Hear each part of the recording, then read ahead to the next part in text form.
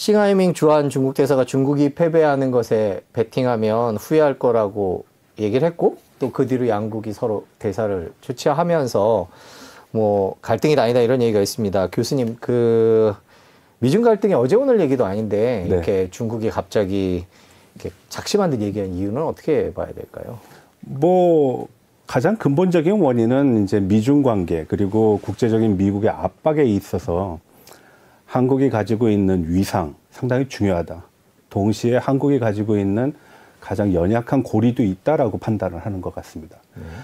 미국과의 동맹 관계라는 측면에서 보면은 한미 관계가 상당히 중요한 부분이고 굉장히 부담스러운 부분이지만 한국의 대중국 의존도가 상당히 높다라는 것은 반대로 얘기하면 중국이 사용할 수 있는 수단이 상당히 많다라는 거죠. 그러한 경험은 우리가 수차례 해왔습니다. 잘 아시다시피 2017년 사드 보복 이후에 한알령이라고 보통 얘기하죠. 그래서 우리의 대기업이 이제 철수하는 어떤 계기가 됐었고, 그리고 그러한 상황이 지금 뭐 6, 7년 정도 됐는데도 사라지지 않았다라는 겁니다. 예, 그뿐만 아니라 중간중간 있었던 사건들이 또 한국을 굉장히 당혹스럽게 한 부분도 있습니다. 잘 아시다시피 요수수 사태가 아주 근본적인 거죠. 요수수 사태라는 건 우리가 경제적인 측면에서 보면은 아주 철저하게 경제적인 원리에 의해서 작동되는 것인데 그것을 보복의 수단으로 삼았다라는 겁니다. 만약에 그것이 굉장히 중요한 물자고 그리고 전략적으로 중요하다라고 하면 한국도 생산했겠죠. 그건 뭐 특별한 기술이 들어가는 것도 아니니까요. 그렇지만 경제적인 측면에서 그것을 갖다 쓰는 것이 더 유용하다라고 판단됐기 때문에 우리는 그런 선택을 한 것이고, 중국은 또 그것을 가지고 보복의 하나의 수단으로 사용했다는 겁니다. 미중 간의 갈등이라는 것은 기본적으로 보게 되면은 중요한 것은 중국의 위협이 가시적이다라는 데서 시작을 합니다. 이 가시적인 위협이라는 것은 현상에 대한 변경이고요. 그 현상의 변경이 주변국뿐만 아니라 패권을 장악하고 있는 미국의 영향력에 또 상당히 큰 부정적인 영향을 끼치기 때문에 미중 간의 갈등으로 나온 것인데, 그 과정 속에서 한국의 어떤 모습이 상당히 중국에서 봤을 때는 취약하다. 그래서 한국에 대한 배싱이라고 그러죠. 회초리로 이렇게 때리는 그러한 현상들이 아주 노골적으로 나타나고 있는 겁니다. 그리고 중국의 어떤 대외적인 행태를 봐서도 중국이란 나라를 이해할 때 우리가 조금 몇 가지 시각에서 좀 바라볼 필요가 있습니다. 이성적이고 합리적이고 국제적인 어떤 규범에서 접근한다. 이렇게만 순진하게 파악을 하면 안 됩니다. 예. 자기가 갖고 있는 각종의 불만들을 아주 노골화하는 그런 경향이 있는데, 패권국이라든지 대국에 대해서는 수위 조절을 하는데 반해서 중견국이라든지 후진국에 대해서는 그걸 아주 노골화하는 경향이 있습니다. 한국도 그 범주 안에 들어간다고 보시면 되고요.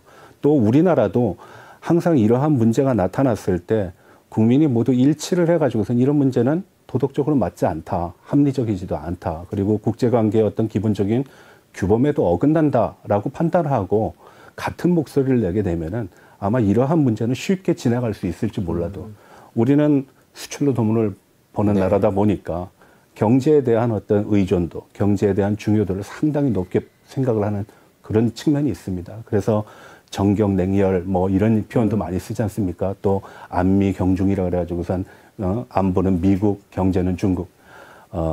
그렇게 양자 간의 어떤 선택지를 가지고 모든 문제를 풀어가게 되면요, 문제가 꼬이게 됩니다. 원칙이라는 것이 있고 규범이라는 것이 있고 그리고 지향하는 지향점이라는 그 차원에서 모든 문제를 해결해야지, 그렇지 않았기 때문에 미중 간의 갈등 속에서 한국이 굉장히 난처한 상황에 있다라고 저는 봅니다. 뭐 이런 사례는 굉장히 많이 찾아볼 수가 있는데요. 우선 비근한 예를 이제 한 가지 얘기를 들면은 중국이 외교부에서 굉장히 아주 거친 표현들을 많이 씁니다.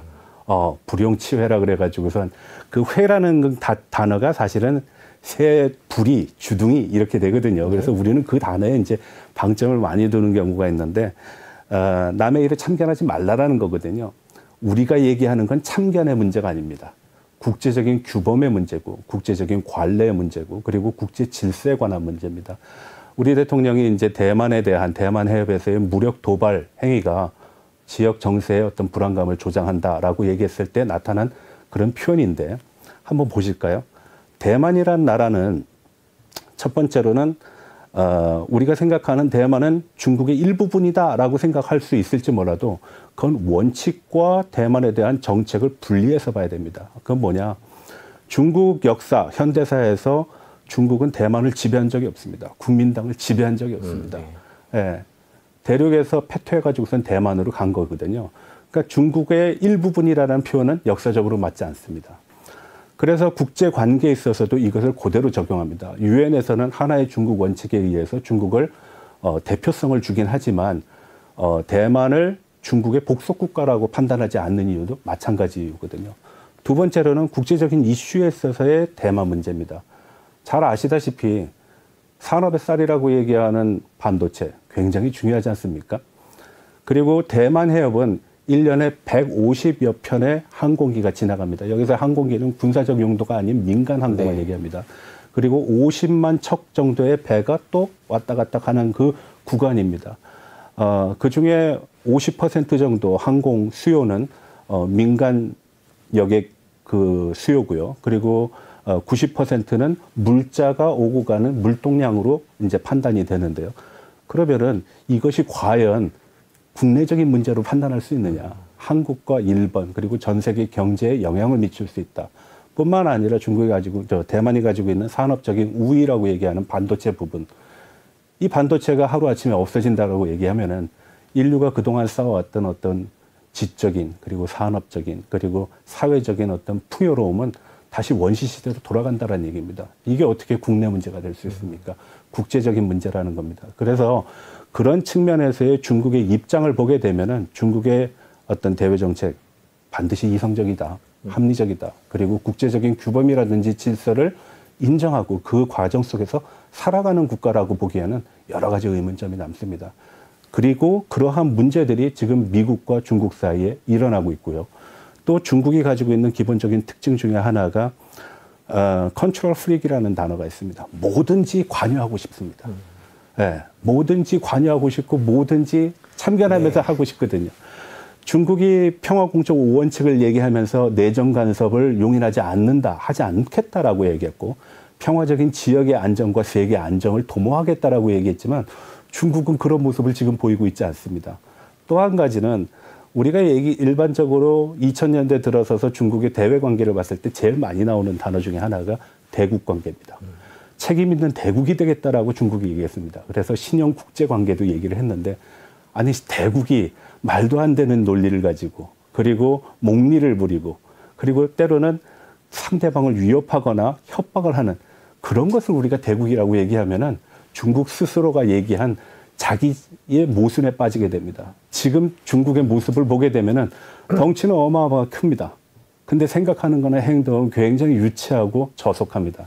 그래서 중국 내부에서도 쥐잉얼이라는 표현을 씁니다. 쥐잉얼은 몸뚱아리는 엄청 큰데 생각하는 거나 활동하는 거나 말하는 거는 아기 같은 모습을 보인다, 유치하다 이런 표현을 씁니다.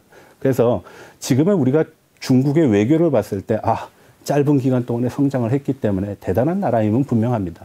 그리고 패권을 가지고 미국과 경쟁할 수 있는 또 유일한 나라이라는 측면에서 우리가 관심을 가져야 되는 것은 당연하지만 그것은 어디까지나 우리가 합리적이고 이성적인 측면을 전제로 했을 때 가능한 것이지 지금과 같은 중국 외교부의 불 갖고 노는 자는 불타 죽을 것이다. 아니면은 남의 일에 참견하는 좀 아주 그 글자 그대로 표현을 하게 되면 나불대지 말라. 이런 식의 표현들 이거 대국이 하는 얘기가 아닙니다. 중국이 외교를 그렇게 하고 있는데 그거에 대해서 또 여러 가지 해석들이 있습니다. 전랑 외교라 그래서 되게 거칠게 외교를 하는 것들을 얘기를 하는데 최근에 주일 중국 대사도 뭐 일본 민중이 불길 속에 끌려 들어갈 거다. 이제 타이완 해협 얘기하면서요. 그리고 주 프랑스 중국 대사는 띠에펑에 나와갖고 또 뭐 러시아 편을 드는 그 주변 독립한 나라들을 비하하는 듯한 발언을 하고 이러면서 이제 중국이 본격적으로 전 세계를 상대로 해서 지금 이런 식의 거친 말들을 막 쏟아내고 있다. 근데 이런 것들이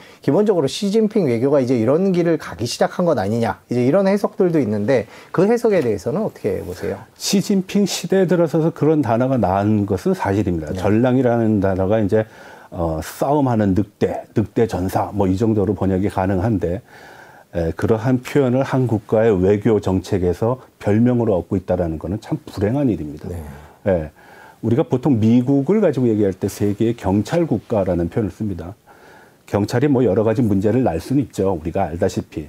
그렇지만 경찰은 적어도 정의의 입장에서 모든 것을 판단한다라고 우리는 알고 있습니다.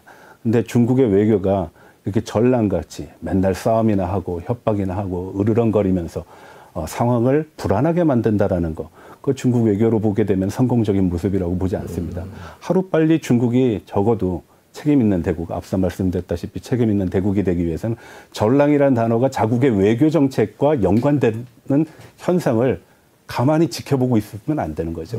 오히려 많은 국가들이 매력을 느끼고 중국에 대해서 더 호의적인 어떤 느낌을 받아야 될 겁니다. 그래서 우리가 20세기 들어서 20세기 말에서 21세기로 넘어서면서 과거에는 하드 파워를 굉장히 강조했습니다. 하드 파워라는 거는 한마디로 얘기하면 숫자로 나오는 겁니다. 군사력이 어떻다, 경제력이 어떻다. 그렇지만 21세기에는 소프트 파워를 얘기합니다. 매력도라는 거죠. 상대방에 대한 어떤 호의, 그리고 호감, 그리고 매력 이런 건데 중국이 과연 21세기의 매력을 발산하고 있는가? 별로 발산하고 있지 않다.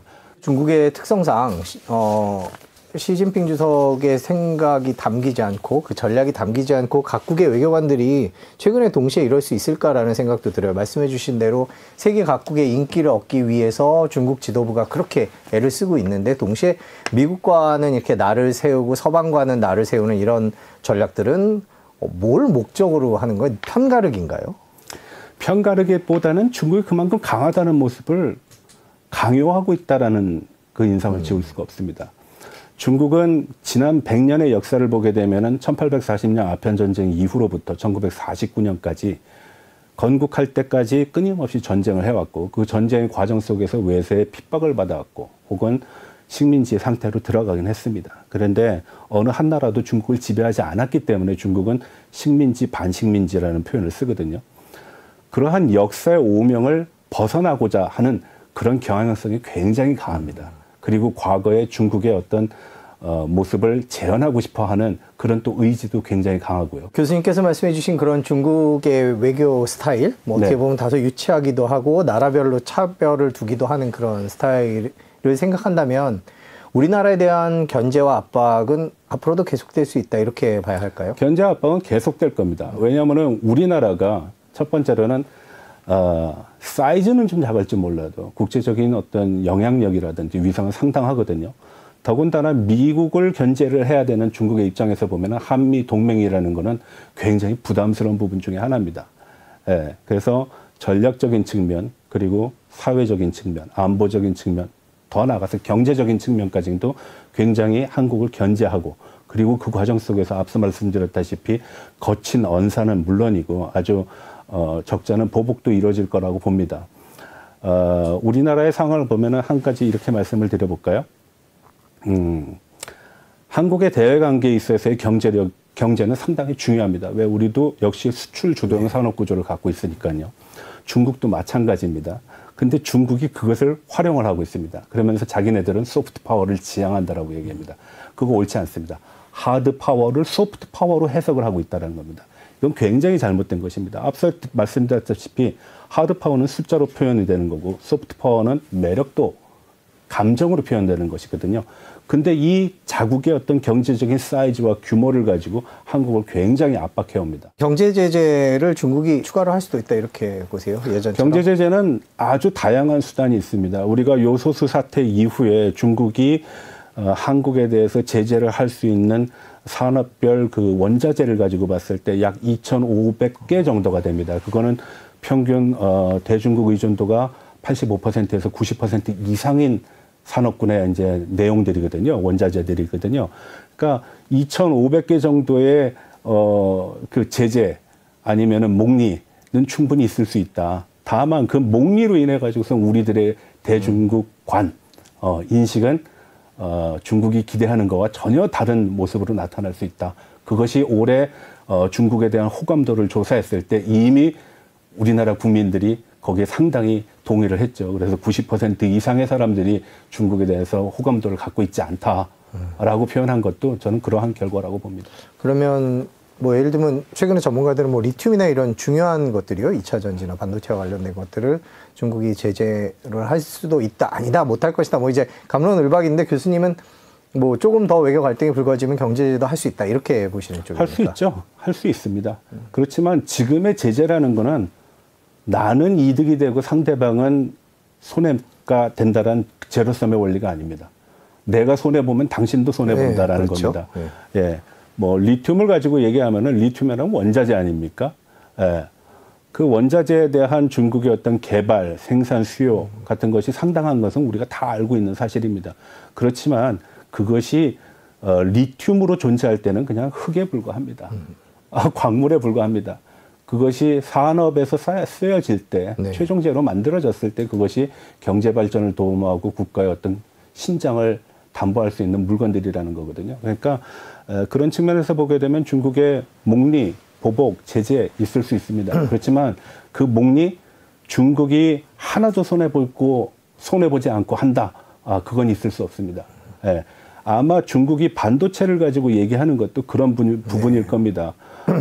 우리나라가 지금 조금 줄기는 했지만 중국의 수입 그 대상국 중에 우리가 한때 최고인 적이 있습니다. 10% 정도의 수입 대상국 1위를 한 적이 있거든요. 거기에 이제 홍콩과 대만은 제외하는 겁니다.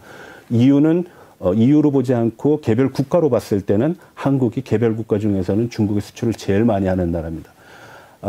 우리가 90%의 그 아픔은 주지 못해도 10%의 아픔은 줄 수 있습니다. 예, 그런 측면에서 보게 되면은 중국 제재를 할 때는 장기간에 걸친 제재는 힘들 것이다. 오히려 사회 여론의 조작, 심리전, 언론전, 법률전과 같은 통일전선 전략으로 인해 가지고선 전 인민들이 한국에 대한 어떤 불신, 비호감도를 증가시킴으로 인해 가지고선 한국을 배제하는 정책으로 쓰는 것이 오히려 더 중국에서 볼 때는 더 고도화된 전략이라고 볼 수 있겠죠. 네, 그러네요. 외교 갈등이 어느 쪽으로 갈지 잘 모르겠습니다. 중국의 전략이 어떻게 될지는 좀 더 지켜봐야 될 것 같고, 중국 외교 얘기를 계속하고 있는데 또 궁금한 게 얼마 전에 일론 머스크가 중국에 갔었습니다. 네. 근데 또 다른 그러니까 미중 갈등에서의 그 첨예한 대립과 달리 이렇게 환영을 받았죠. 환영을 받았는데 그걸 놓고 이제 정치와 경제를 따로 분리하는 것 아니냐라는 얘기를 하는데 그 일론 머스크의 방중은 어떻게 보셨어요? 누이 좋고 매부 좋으면 좋은 외교 아니야? 라고 판단하는데 외교는 그렇지 않습니다. 가까운 관계 속에서도 일정한 텐션, 긴장감을 유지를 해야 되거든요. 일론 머스크 방중에 대해서 중국이 환호를 하고 환영을 했다라는 거는 중국이 가지고 있는 어떤 산업, 미국에 전달할 수 있는 메시지가 일론 머스크를 통해 가지고선 재현이 될 수 있다는 겁니다. 네.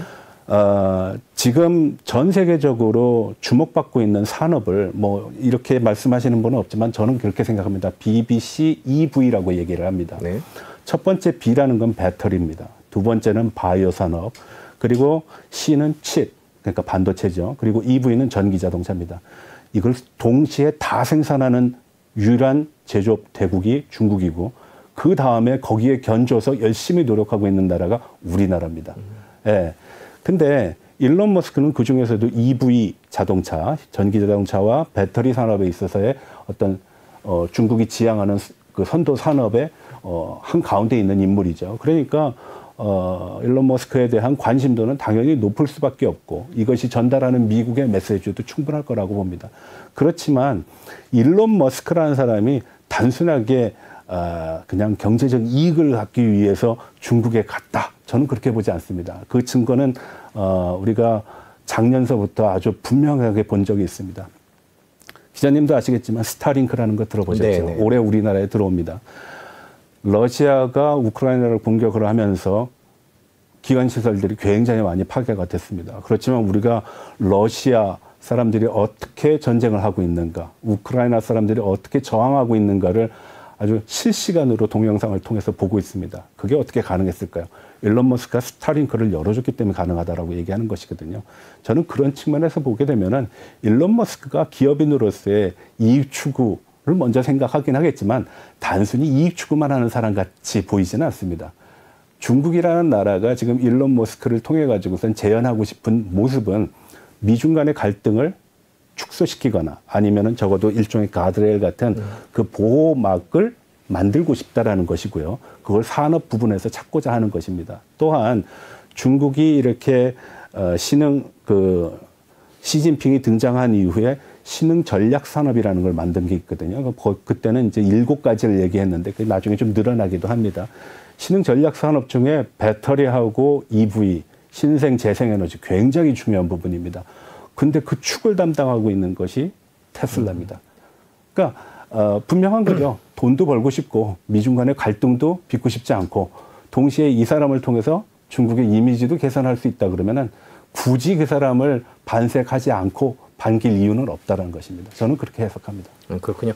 그 말씀해 주신 대로 뭐 완충지대, 미중 갈등의 완충지대 그런 역할을 테슬라가 한다고 생각을 해볼 수도 있겠네요. 근데 최근에 미중 갈등이 이제 내년 미국 대선 앞두고 더 거칠어질 거다라는 전망대로 가는 현상이 있는가 하면 또 반대로 이제 옐런 재무장관이나 미국 백악관 고위 간부들 같은 경우에는 최근에 미중 간의 화해 분위기도 있다 이런 식의 얘기들이 나오거든요.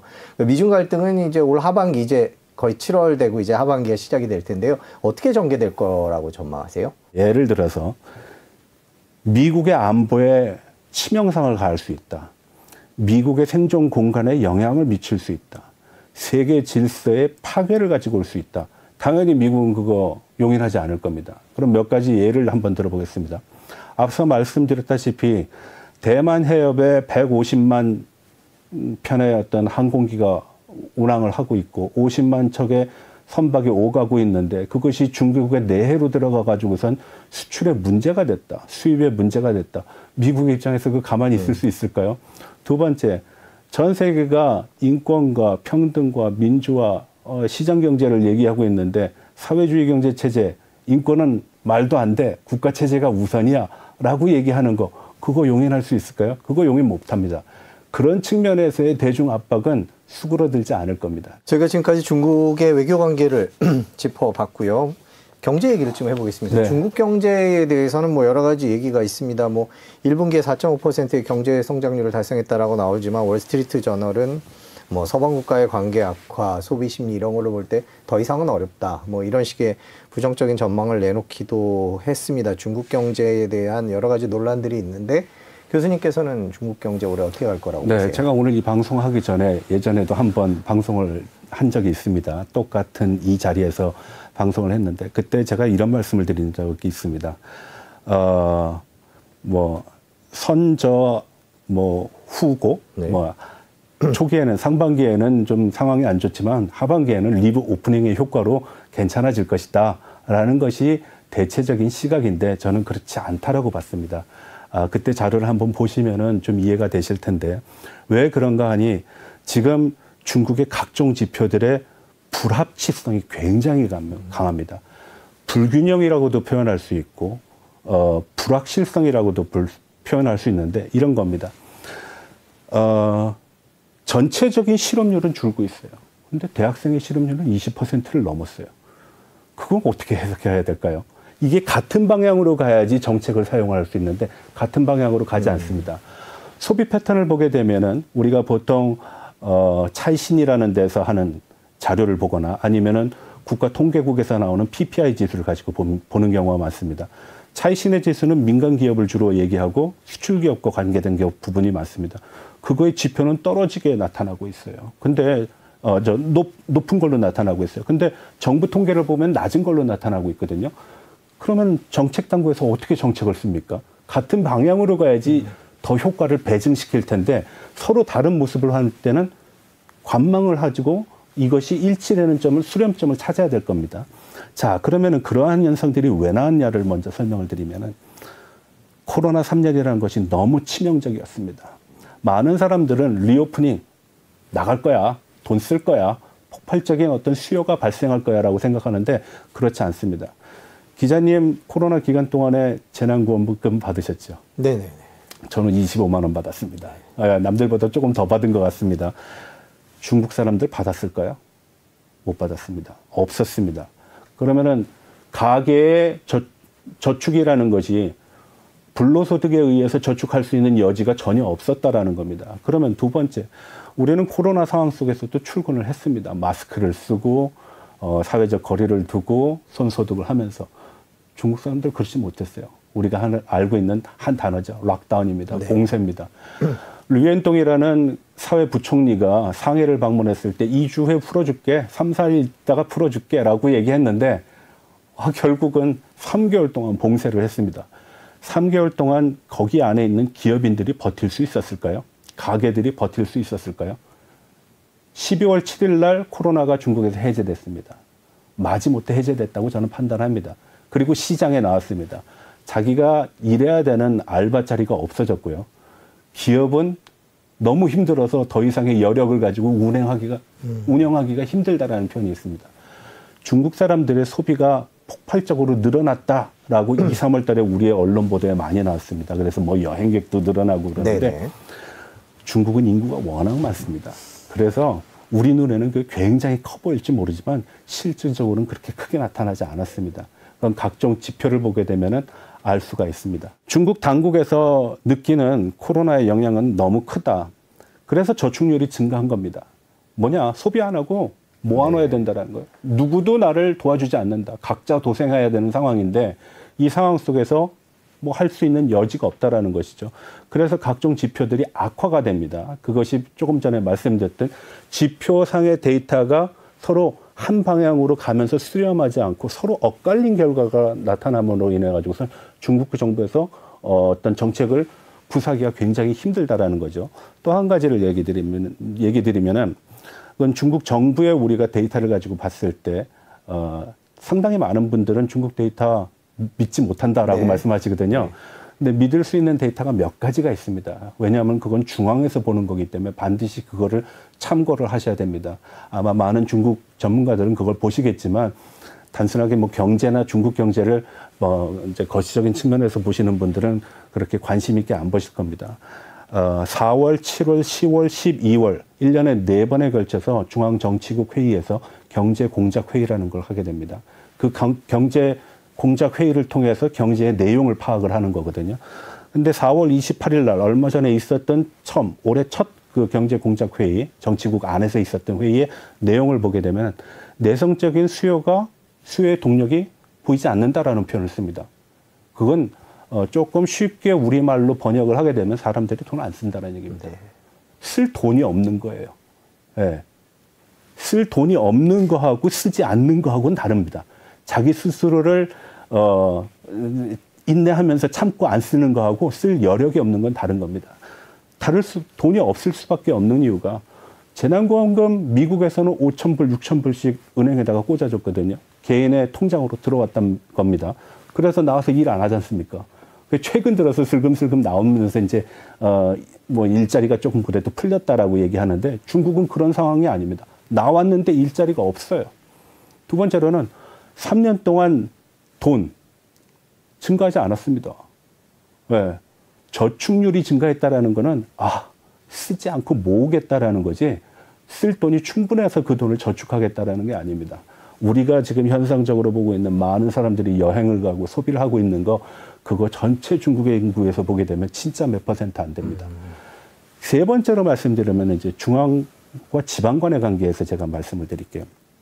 우리가 중국 경제를 얘기할 때 한 단어를 굉장히 주목하면서 평가를 하는 경우가 있습니다. 그게 바로 소프트 랜딩, 연착륙이냐 경착륙이냐를 가지고 중국 경제의 미래를 전망을 합니다.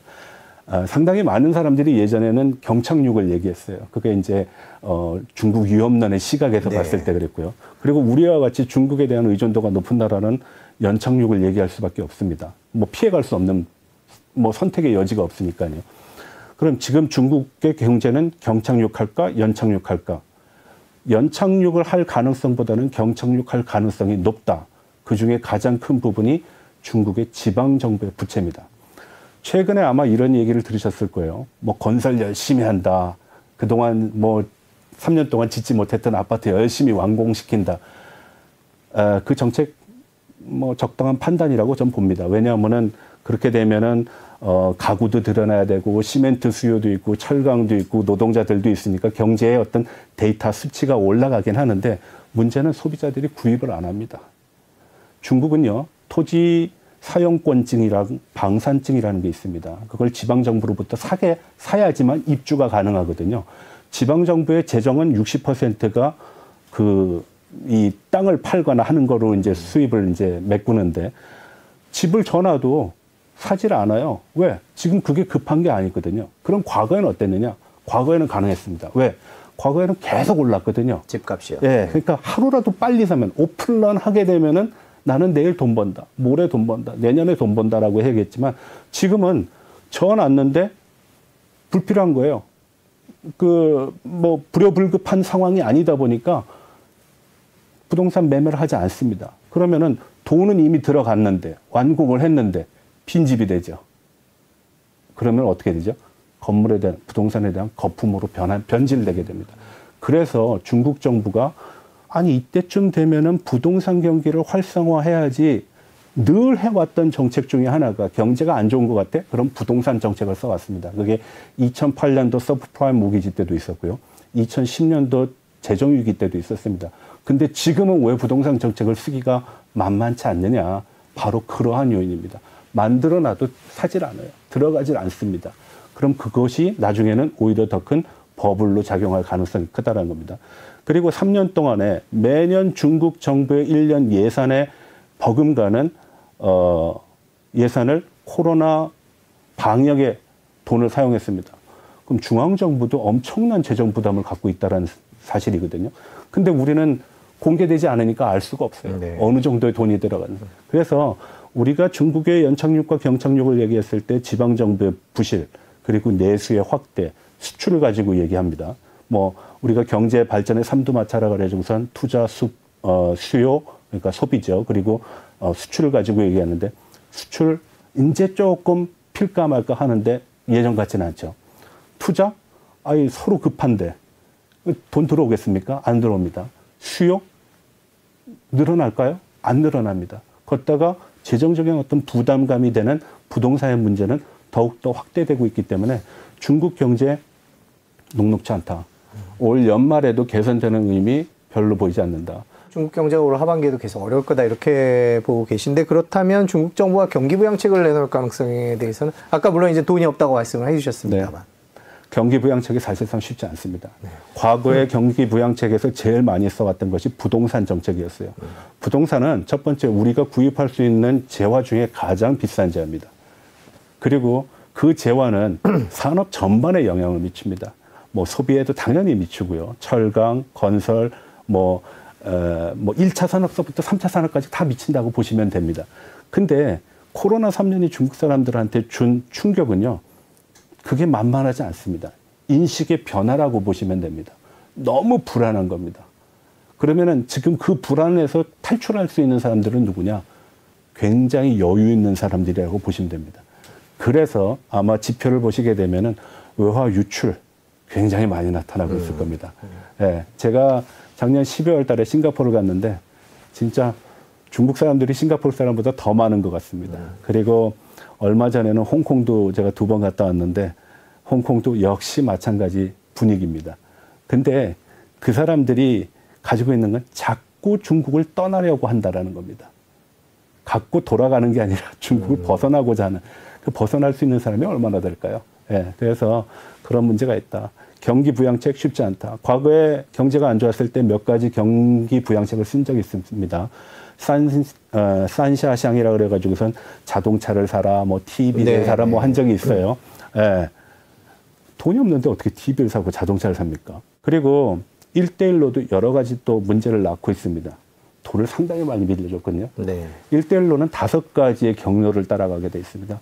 뭐 처음에는 정책, 그리고 교통, 무역, 그리고 RMB 국제화, 중국 돈에 이제 뭐 기축까지는 아니지만 뭐 기축 통화를 지향하는, 그리고 마지막엔 정책 상통이라 그래가지고 누이 좋고 매부 좋고 윈윈 이렇게 표현을 하는데 교통 열심히 돈을 줬습니다. 중국 돈을 계속 뿌렸죠. 그래서 전 세계에 중국 돈을 쓰는 나라들이 많아졌어요. 예. 근데 이 많은 나라들이 경제 위기 속에서 계속 매를 맞다 보니까 부족한 게 생겼습니다. 달러가 부족한 거예요. 그래서 인민폐에 대한 RMB의 위안화에 대한 결제를 할 수밖에 없는 상황으로 간 거예요. 지금 여러분들 한번 보십시오. 위안화 국제화를 가지고 얘기하면은 그 나라들 뭐 결제를 위안화로 하겠어. 제대로 된 나라 별로 없습니다. 뭐 아르헨티나, 스리랑카, 나이제리아, 굉장히 어려운 나라들, 터키, 러시아 이런 나라들입니다. 예, 그런 측면에서 보게 되면은 중국 경제가 지금 겪고 있는 거는 단순하게 1중고, 2중고, 3중고 정도의 수준이 아니다. 복합적인 문제가 누구도 예상하지 못했던 기간에 연속적으로 발생했기 때문에 아마 고민이 굉장히 클 거라고 봅니다. 저희가 이제 미중 갈등을 얘기할 때 중국의 경제 규모가 빠르게 커져서 결국에는 미국을 따라잡을 것이다. 이제 보통 그런 주장을 하시는 분들인데 지금 말씀해 주신 대로라면 중국의 이런 순탄한 경제 성장은 사실상 어려워지는 것 아닌가, 미중 갈등의 변수가 될 수도 있는 거 아닌가라는 생각도 듭니다만. 양적인 성장은 가능합니다. 왜냐하면 양적인 성장이라는 거는 중국이 가지고 있는 별명이 있어요. 세계 공장입니다. 네. 미국에서 아이폰 생산 안 하지 않습니까? 예. 하라이 데이비슨 정도 생산할 겁니다. 그런데 상당히 많은 생산은 중국에서 이루어지거든요. 그래서 세계 공장이라는 표현을 썼습니다. 총량적인 측면에서 중국이 미국을 넘어설 것이다라는 거는 가능할 거라고 봅니다. 그리고 그 시간은 점점 짧아질 것이다. 그렇지만 그것을 퍼 캐피타 1인당으로 나누게 되면은 과연 그네들의 생활의 질은 개선됐는가? 삶의 수준은 개선이 됐는가? 그건 좀 별개의 문제라고 저는 봅니다. 한번 예를 들어 볼게요. 그 얘기를 하게 되면 인구 문제를 언급을 안 할 수가 없습니다. 중국이 인구가 줄고 있어요. 올해 중국 대학 졸업자가 1,200만 명이 나옵니다. 네. 네. 그리고 결혼을 한참 많이 했을 때, 한 10년 전에 중국에는 1,300만 쌍이 결혼을 했습니다. 근데 작년 데이터를 보게 되니까 980만 쌍 정도 됩니다. 보통 중국 사람들이 한 가구에 한 자녀만 낳으니까, 뭐 두 자녀도 낳을 수 있지만 보통 한 자녀밖에 안 나니까 얼추 계산을 해보게 되면은 지금의 1,200만 명은 20년 전에 1,200만 쌍이 결혼을 해서 나온 결과라고 볼 수 있죠. 지금 980만 쌍이 결혼한다 그러면은 아마 20년 뒤에 청년 실업률은 900만 정도로 줄어들긴 할 겁니다. 그렇지만 인구도 줄은 거죠. 인구가 줄면은 임금은 올라갑니다. 그것을 우리가 보통 루이지안 전환점이라고 얘기를 하게 되거든요. 그러면은 중국이 지금까지 성장을 했을 때 가장 중요한 하나의 뭐 보너스라고 얘기하면은 인구입니다. 노동력, 풍부한 노동력. 두 번째가 큰 시장. 네. 예, 노동력이 풍부해서 돈을 벌면은 그 시장이 더 커지겠죠. 근데 인구가 줄면 어떻게 되죠? 시장이 더 폭발적으로 커질 수 있을까요? 굉장히 큰 저항감을 받을 겁니다. 예. 그러면 사람들을 결혼하게끔 해서 애를 낳게끔 해서 해야 되는데 미국과 같은 나라는 이민 정책을 쓰죠. 우리도 지금 이민 정책 만지작 거리지 않습니까? 중국 이민 정책 쓸 수 있을까요? 쓰기 힘들 거예요. 두 번째로는 인구 구성의 문제입니다. 어떤 문제가 있느냐? 일본의 단가이 세대는 경제적인 부를 10년, 수십 년 동안 누려왔기 때문에 부자 할머니, 할아버지들이었어요. 그래서 일본에서 사회적인 무슨 살인이나 아니면은 보이스피싱이나 이런 걸 하게 되면은 할아버지, 할머니들의 피해액이 뭐 10만엔. 10만엔 하면은 공 더 붙여야 되니까 억이 넘는 거죠. 몇억 단위로 나옵니다. 우리나라의 노인들은 반은 부유하고 반은 좀 부유하지는 못합니다. 여유롭지 못합니다. 그 여유로운 사람들은 주로 연금 대상자들이고요. 근데 중국은 1967년서부터 76년 동안 문화대혁명이라는 걸 겪었고 그 기간 동안 학교가 열질 않았어요. 그 사람들이 저가의 노동력을 공급할 수 있는 가장 주력 인구가 된 거예요. 그 사람들이 지금 60대, 70대를 구성하고 있습니다. 가난한 노인들입니다. 지적인 자산도 없습니다. 네. 그 사람들은 누구에 의존해야 될까요? 젊은이들에 의존해야 됩니다. 그분들은 태어났을 때 형제가 있었지만 지금 애들은 형제가 없어요. 그럼 애 하나가 아버지, 어머니, 할아버지, 할머니, 과학기술, 의료의 발달로 수명은 늘어나니까. 그러면은 한 사람이 과거에는 두 사람, 많아봤자 네 사람을 부양하면 됐는데 지금은 네 분이 아니라 6분, 7분 부양해야 됩니다. 긴 시간 중국에 관한 얘기를 들었는데 중국의 뭐 정치권부터 시작해서 중국 국민들까지 지금 상황이 아주 복잡하게 돌아가고 또 예전에 중국과 또 다른 것 같습니다. 뭐 중요한 일이 계속 생길 것 같은데요. 자주 모셔서 얘기 듣도록 하겠습니다. 오늘 말씀 여기까지 듣겠습니다. 네, 고맙습니다. 감사합니다. 네.